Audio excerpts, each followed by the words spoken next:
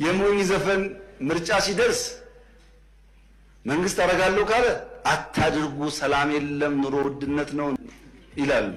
በመጨረሻም እንዳሉትም ሊያደርጉ መንገድ ጥርጊያውን አቀጣጥለው አስጀመሩት። እንደሚታወቀው ተወዳጁ ድምፃዊ ቴዲ አፍሮ በጉጉት ሲጠበቅ የነበረውን አልበሙን ለህዝብ ይፋ ያደረገ ሲሆን በዚህም በአሁኑ ሰዓት የበርካታ ዓለም አቀፍ ሚዲያዎችን ትኩረት በመሳብ ባለስልጣናቱን ወባ እንደያዘው ሰው ማንቀጥቀጥ ጀምሯል። እውን ቴዲ ታስሮ ወይንስ ምንድነው ያቀዱት? መረጃዎችን ሰጣችኋለሁ። A Muslim accidentally gets healed by Jesus. Jesus, forgive me, please. I am sorry. Have mercy on me. በሌላ ዜና በግብጽ ምድር በታምር ታሞ በተኛበት ሆስፒታል ውስጥ የጌታ መገለጥ በራእይ ተመልክቶ ተኝቶ እያነባ ፈጣሪውን ሲማጸን የነበረው የቀድሞ ሼህ በአሁን ደግሞ የክርስትና እምነት ተከታይ መሆን ብዙዎችን ከጥፋት መንገድ እየመለሰ ያለው ማሊክ የዓለምን ትኩረት ስቧል። በዙሪያም መረጃዎችን ሰጣችኋለሁ። እውነት ኢትዮጵያውያን አተን ነው የተቸገርነው ወይስ በቅንጦት ምክንያት ነው የተቸገርነው? የኛ ድህነት የጦት ነው የቅንጦት ነው? ዳንኤል ክብረትን በዜጎች መካከል ክፍፍል እንዲፈጠር የሚሰሩ ግለሰብ ናቸው። በመጨረሻም ዳንኤል ክስረት ከባድ የተባለ ተቆሞን በኢትዮጵያ ብሮድካስት ኮርፖሬሽን ሰራተኞችና ከፍተኛ የሥራ አመራሮች ደረሰባቸው። ከዚህም የሚገቡበት የጠፋቸው ዳንኤል ክስረት በይፋ ይቅርታን ጠይቀዋል። ምንድነው የተፈጠረው? አብረን እንቃኘዋለን። ሰላም በመላው ዓለም ላይ የምትገኙ ውድ ቤተሰቦቼ እንዴት ናችሁልኝ? እኔ ደህና ነኝ። ቸሩ መድኃኔዓለም የተመሰገነውን። በዛሬው ቆይታችን እጅግ በጣም ቁም ነገር አዘል ቪዲዮዎችን ይዤላችሁ መጥቻለሁ። ከእናንተ የሚጠበቀው እንደተለመደው ቪዲዮውን ላይክ እና ሼር ማድረጋችሁን አትርሱ። ዳይ ወደ ዕለቱ ቪዲዮ Jesus, forgive me, please. I am sorry, please have mercy on me. ግብፃዊው ታዋቂ ሼህ ማሊክና የተደረገለት አስደናቂ ተአምር። ነገሩ እንዲህ ነው። የ68 ዓመቱ ዕድሜ ባለጸጋ ሼህ ማሊክ በአካባቢዎች ላይ ቀንደኛና ታዋቂ ሼክ ሲሆኑ በዚህም የአገልግሎት ስራቸው 68 ዓመታትን አስቆጥሯል። ሼህ ማሊክ ከሌሎች የእስልምና እምነት ተከታዮች በተለየ ለክርስቲያኖች ያላቸው ክብር፣ ለሰው ልጅ የሚሰጡት ልዩ ቦታ ከሕፃን እስከ አዋቂ ከፍተኛ የመወደድ ጸጋን ማጎናጽፏቸዋል። ታዲያ ከዕለታት ባንዱ ቀን በጠና ይታመሙና በግብፁ አልማዲና ስፔሻላይዝድ ሆስፒታል በጸና ታመው ለመተኛት ይገደዳሉ። በኋላም አስተማሚና ነርሶች ከፍተኛ ክትትል እያደረጉላቸው ነበረበት ቅጽበት በድንገት ሼህ ማሊክ እያለቀሱ እባክን ጌታ ሆይ ማረኝ፣ ከልጅነቴ እስካሁን አላወቅኩም፣ ትክክለኛ መሰለኝ መንገድ ስባዝን የጉብዝናዬን ሞራስ ሳባክን ነበር፣ እባክን አምላኬ አንድ ድልን ስጠኝ፣ ምህረትንም አውርድልኝ በማለት እየጮኸ ይናገራል። በኋላም ይህንን እንግዳ ነገር የተመለከተው አስተማሚ ነርሶችን ቢጠራም ለደቂቆች ያለማቋረጥ ማሊክ ፊቱ ባዘን ተውጦ አይኖቹና ጉንጮቹ በንባርሰው ማረኝ ይህን ሁሉ ዓመት ሳላውቅህ ኖርኩ ይቅር በለኝ ሲል ይናገራል።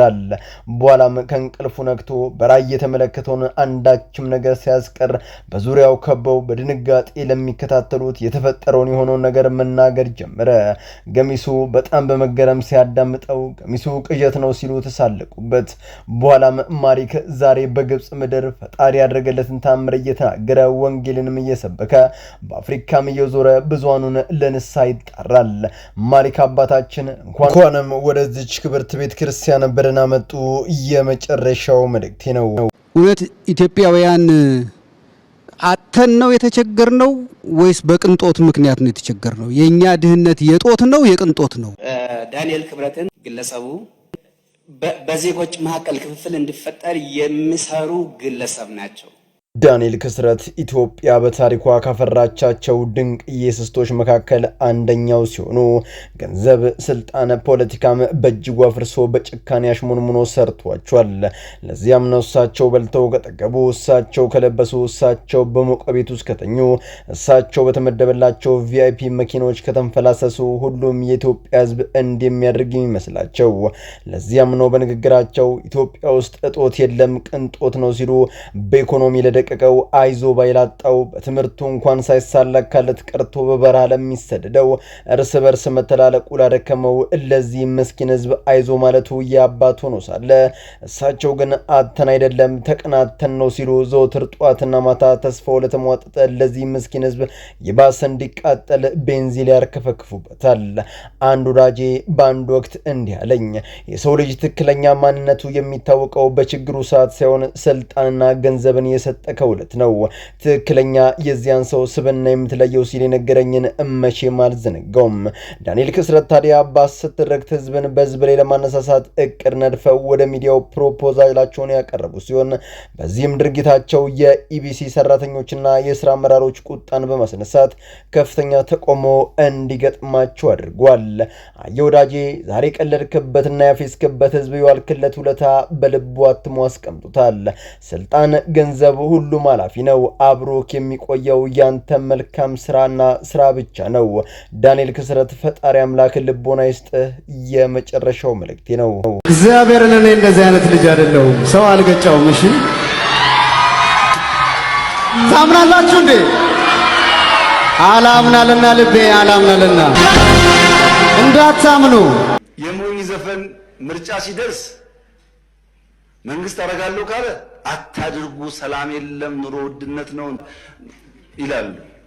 ተወዳጁ ሀገራችን አርቲስት ቴዲ አፍሮ በተባለው ሰዓት ሚያዝያ 8 ወር 2018 ዓ.ም ለዓመታት የደከመበትን የኢትዮሪካን ሙሉ አልበም ለህዝብ እንካችሁ ብሏል። በዚህም የቴዲ አፍሮ የሙዚቃ ስራዎች ውስጥ ከፍተኛ የተባለ መልእክትን ያዘለ ሲሆን ይህም በጣም ተወዳጅነትን አትርፎለት በኢትዮጵያ የሶሻል ሚዲያ ታሪክ ውስጥ በደቂቆች ውስጥ ከ100 ሚሊዮን በላይ እይታን ያገኘ ሲስተሙንም ግራ እስኪገባው የህዝብ ማዕበልን ያስተናገደ ስራ መሆኑ በአገር ውስጥ ብቻም ሳይሆን ሌሎች እንደ ቢቢሲ፣ ሲኤንኤን፣ አልጀዚራም ያሉ ትላልቅ ሚዲያዎች ትኩረትን ሊስብ ችሏል። Now, Ethiopia's biggest music star, Teddy Afro, is back with a new album which is making waves across the world. በዚህም የዓለም አቀፉን ትኩረት በመሳብ በቀናት ውስጥ በሚሊዮኖች በላይ ተከታዮችን በከፍተኛ ፍጥነት ማፍራት የቻለው ቴዲ አፍሮ በባለስልጣናቱ እይታ ውስጥ ገብቷል። በዚህም ጠቅላዩ በዛሬው ዕለት የኢቢሲ ይህንን መልእክት ለጥፏል።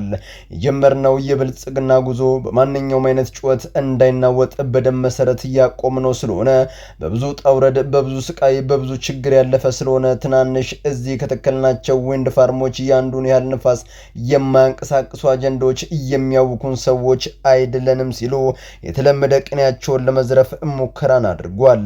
ታንኩም ባንኩም መድፉም በእጅ ነው ያሉት ባለስልጣናቱ በአንድ ከራር ግራ ተጋብተው የሚናገሩትን አጥተው ሲዘላብዱ መክረማቸው በብዙሃኑ ዘንድ መነጋገሪያ ሆኗል። ቴዲም በስራው በዚህ ስራ የተቆጡት አንዳንድ ጊዜ የሰጣቸው ቅሎች አርቲስቱን ለመጣል ዘብጥ እያለ መውረድ በእጅጉ የቋመጡም ይመስላል። ለዚያም ነው ባፈጮሎቻቸው በኩል ቴዲ ታስሯል ሲሉ መንገድ ጥርጊያውን እንዲጀመር ያደረጉት እንጂማ ቴዲ አፍሮ ምንም አይነት እስር ወይም እንግልት አልደረሰበትም። በዚህም ብዙዎች ከቴዲ አልበሞች ውስጥ ህመማቸውን የገለጸላቸውን ዳስጣልና ጀንበርን በከፍተኛ ሁኔታ እየተቀባበሉ ሲሆን እዚህም የሙዚቃ ትረኮች እጅግ በጣም ወሳኝ የተባለ መልእክት እንዲሁም ለህዝቡ ጥያቄ ለሚመለከተው ሁሉ አድርሷል ሲሉም ተናግሯል። በመላው ዓለም ላይ የምትገኙ ቤተሰቦቼ ለዛሬ እናንተን ያስተምራሉ፣ ይጠቅማሉ፣ መረጃ ምናሉ ብዬ ያሰብኳቸውን ቪዲዮዎች በዚህ መልኩ አቀረብኩላችሁ። በቀጣይ በሌሎች አስተማሪ ቪዲዮዎች እንገናኛለን። ለዚህ ቻናል አዲስ ከሆናችሁ ምን ይጠብቃችሁ ነው? መለስ እያላችሁ ሰብስክራይብ፣ ላይክ፣ ሼር ማድረጋችሁን አትርሱ። ባላችሁበት ሁሉ ክፉ ሳይነካችሁ በሰላም በቸር በጤና ቆዩልኝ። ይመቻችሁ።